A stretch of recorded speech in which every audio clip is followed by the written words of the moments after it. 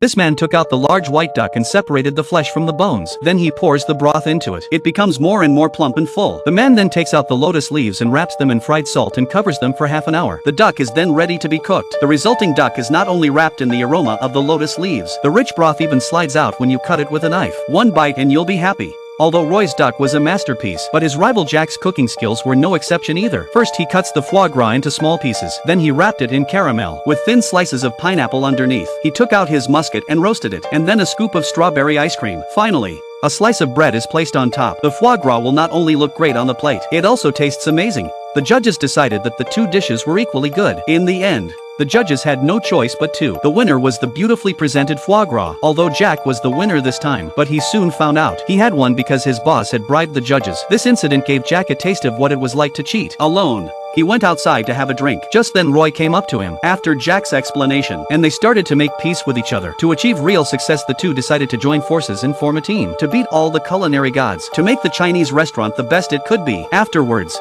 Roy and Jack teamed up and made it to the finals. As the competition began, the chefs from other countries were either making abalone or sushi. Only Roy and Jack were grinding beans, because they were making a famous Sichuan dish called mapo tofu. Although afterwards, their mapo tofu looked very ordinary, but in the end, the judges gave them the title of champion because the mapo tofu they made, it wasn't just any mapo tofu. First, they encrusted the bean paste into the tofu. The beef and ginger sauce was formed into a big ball. One bite and it bursts into flames. The taste is simply beautiful. What's even more amazing is the hemp in the mapo tofu. They chose authentic Sichuan peppercorns to make a truly authentic mapo tofu. By the end of the story, the two men were no longer enemies but became good friends. Together they run a Chinese restaurant, a perfect blend of Chinese and Western food. They become an authentic restaurant that is loved by both domestic and international customers. This film shows us that, if you work hard enough, you can make a needle out of an iron rod. Never envy the success of others. Live our own lives to the fullest.